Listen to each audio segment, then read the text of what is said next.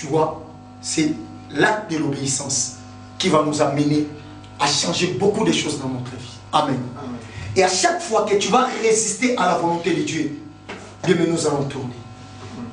Tu vois, même ta vie, Dieu va commencer même à absorber ce qui est à toi.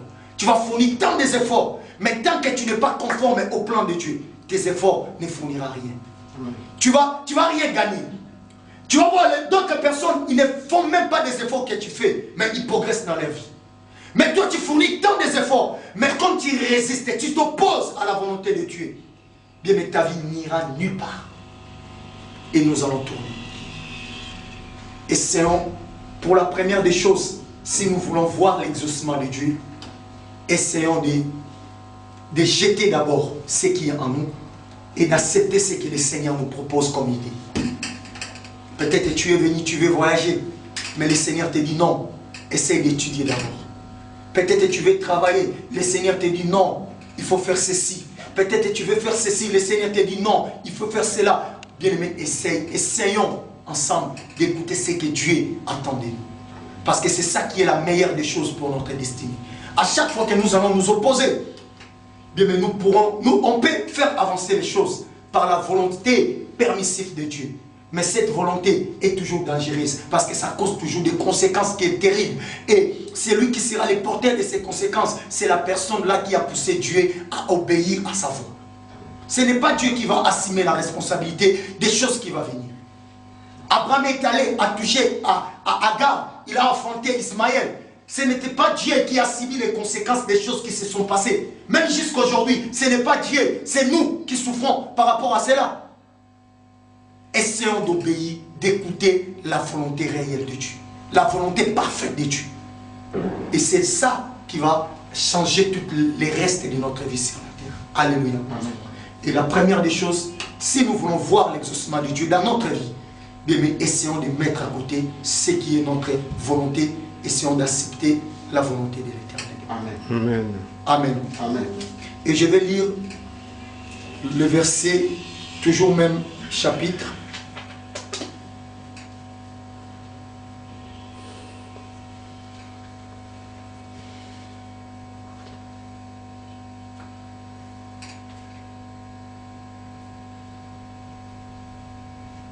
Alléluia. Amen. Et je vais voir les chapitres 17.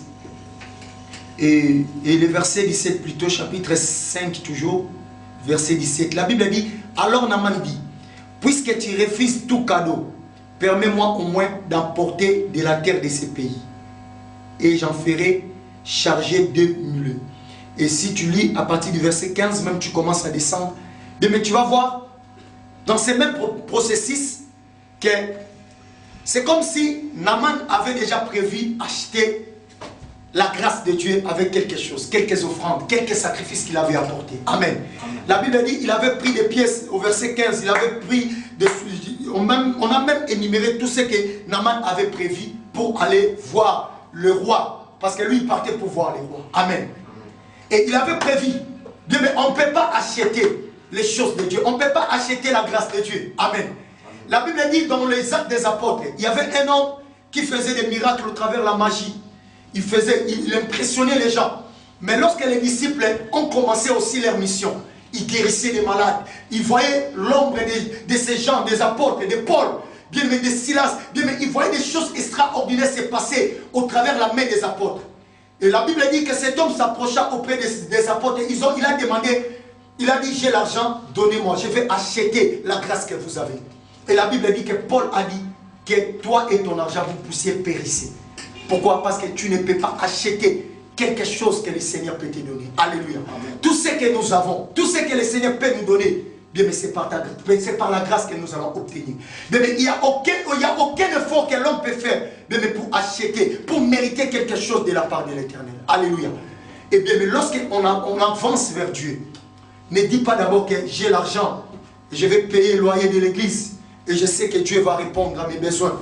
J'ai l'argent, je vais acheter ceci à l'église et je vais obtenir ce que j'ai. Oui, c'est bien, bien, mais pour soutenir, pour faire avancer le royaume de Dieu. Mais bien, mais ce n'est pas ça, bien, mais d'abord qui est primordial. Bien, mais ce n'est pas ça qui est la raison de mais que Dieu va utiliser pour répondre à tes besoins. De mais si Dieu veut te bénir, ce n'est pas par rapport à ce que tu donnes, de mais que le Seigneur te bénira. Non, de mais Dieu va te bénir parce que sa grâce de mais va se reposer dans ta vie. Et bien c'est par sa grâce de mais que ta vie aura un changement et ta vie aura, bien aimé, un changement radical. Ce n'est pas mérite. Personne ne peut mériter. C'est juste par la grâce que nous obtenons ce que nous sommes en train d'obtenir dans notre vie. Alléluia. Amen, amen. Et bien aimé, voilà ce que j'avais à nous partager ces deux points. Si nous voulons vraiment progresser, aller plus loin avec le Seigneur, essayons de respecter ces deux principes. Essayons d'écouter d'abord, de déposer ce qui est comme principe, ce que nous avons prévu comme principe dans notre vie, et embrasser ce qui est le plan de Dieu par rapport à notre vie. Et la deuxième des choses, n'imaginons jamais que si nous voulons obtenir quelque chose de la part de l'Éternel, nous devons donner. Non. Mais si nous prenons quelque chose de la part de Dieu, c'est par la grâce de l'Éternel. Amen. Personne ne peut acheter le miracle. Personne ne peut acheter sa délivrance. Personne ne peut acheter quoi que ce soit dans la présence de l'Éternel. Alléluia. Voilà pourquoi quand tu racontes un homme de Dieu qui te dit, donne-moi l'argent, je vais prier pour toi et ta vie va changer. Mais il faut faire très attention. Et bien, mais ce n'est pas ça le chemin que le Seigneur peut passer pour changer la situation de l'homme. Voilà pourquoi, lorsqu'il a été guéri, il voulait remettre à Élisée. Élisée a dit non, je ne prendrai pas tes offrandes. Retourne avec cela. Mais pourquoi? Parce que Élisée a aidé Naaman à comprendre que si Dieu veut délivrer une personne, Dieu n'a pas besoin des offrandes. Dieu va délivrer et Dieu va opérer ce qu'il a désiré opérer. Alléluia. C'est ça qui a été même le dégât pour Géasi. Lorsque le prophète a laissé, lui ne savait pas pourquoi le prophète a laissé. Il est allé toucher. Voilà pourquoi il a été puni sévèrement. Parce que Naaman, en fait, il a eu raison. Il a dit oui, c'était parce que j'avais apporté ce que j'avais apporté, que j'ai obtenu ma guérison. Amen. Voilà pourquoi les châtiments étaient sévères. Parce que Géasi, c'était bien le disciple d'Élisée. Élisée l'aimait parce qu'il a partagé des moments difficiles avec lui, des moments compliqués. Mais comme il avait désobéi à la voix et à